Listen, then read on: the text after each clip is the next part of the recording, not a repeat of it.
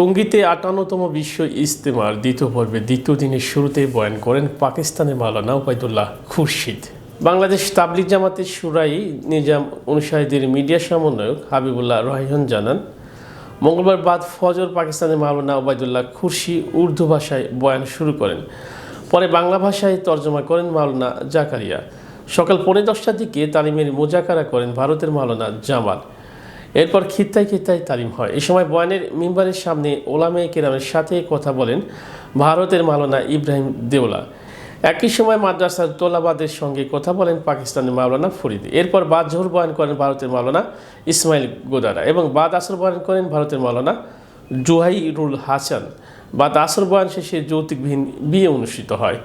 এরপর বাদ মাগরিব বয়ান করেন ভারতের মাওলানা ইব্রাহিম দেওলা। আগামীকাল বুধবার দুপুর 12টায় আখিরি মুনাজাতের মধ্য দিয়ে শেষ হবে ৫৮তম টঙ্গী বিশ্ব ইজতেমার দ্বিতীয় পর্ব। মুনাজাত পরিচালনা করবেন তাবলিগ জামাতের শীর্ষ মুরব্বী মাওলানা মোহাম্মদ জুবাইর আহমেদ। মেহনতের দ্বারা আমাকে যে আল্লাহ তাআলা জিম্মাদার বানাইছেন, যে কিতাবের, সেই কিতাবের ইলম আমার মধ্যে আসে, আর এই ইলম আসার দ্বারা আমার ভিতরে ইতাআত পয়দা হয়ে যায়। ইতাআতের উপরে আমার জিন্দেগি আসে। স্বাধীনতা নেই, মানুষ স্বাধীন নয় যে সে স্বাধীনভাবে যাই সেটা করবে। তাকে আল্লাহ তাআলা মাল দিছে, তাকে আল্লাহ তাআলা সম্পদ দিয়েছেন আল্লাহ তাআলা।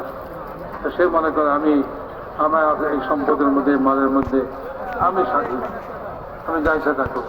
তাকে আল্লাহ তাআলা জিন্দেগি দিয়েছেন, আর সে মনে করে যে আমি আমার এই জিন্দেগিতে স্বাধীন, যাই সেটা করব। বলেন না, আল্লাহ তাআলা স্বাধীনতা দেন। আল্লাহ তাআলা বলছেন, দেখো এই রসুল পাঠাইলাম, এই রসুলের অনুসরণ করো, যেরকম বলে সেরকম ভাবে চলো।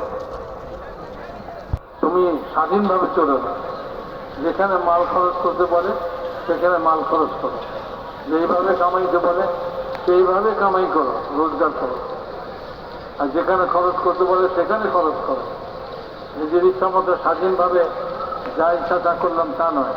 মানুষ দুনিয়াতে স্বাধীন নয়, মানুষ দুনিয়াতে আল্লাহ তাআলার হুকুমের তাবেদার। আল্লাহ রসুলের তরিকা বাতাই দিচ্ছেন, আল্লাহর হুকুমকে কিভাবে পুরা করতে হবে। তো জিন্দিগি তাবেদারির জিন্দিগি হবে, ইতাআতের জিন্দিগি হবে, আল্লাহ তাআলার হুকুমওয়ালা জিন্দিগি হবে, স্বাধীন জিন্দিগি নয়। তো মেরে মোহতারাম দোস্ত, তবলিগের মেহনত নিজের জিন্দিগিকে ইতাআতের উপর উঠাইবার জন্য আমাদের যারা জিম্মাদার থাকে তাদেরকে তাদের কথা মানতে। অনেক সময় এরকম হয় যে ভাই জিজ্ঞাসা করে নেই,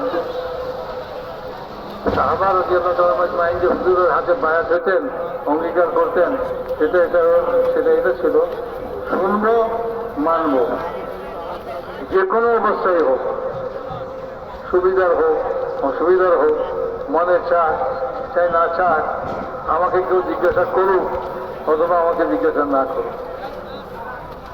এই জন্য আমাদের মধ্যে ওই জিনিস আসতে হবে, এটা আমাদের এই অবস্থা আসতে হবে। আমরা শুনবো, মানবো, আমাদেরকে সুবিধা হোক চাই অসুবিধা হোক, মনে চাক বা না চাক। আর আমার জিজ্ঞাসা করুক আর না করুক। অনেক সময় এরকম হয়, ওই মশলার মধ্যে কারোর কাছ থেকে রায় জিজ্ঞাসা করে নেই, সে গোচ্ছা হয়ে যাবে, আমাদের জিজ্ঞেস করলো না, আমি জানি না। এইটা নয়, আমাদের জিজ্ঞাসা করুক বা আমাকে জিজ্ঞাসা না করুক, আমার রায় নেক বা না নেক,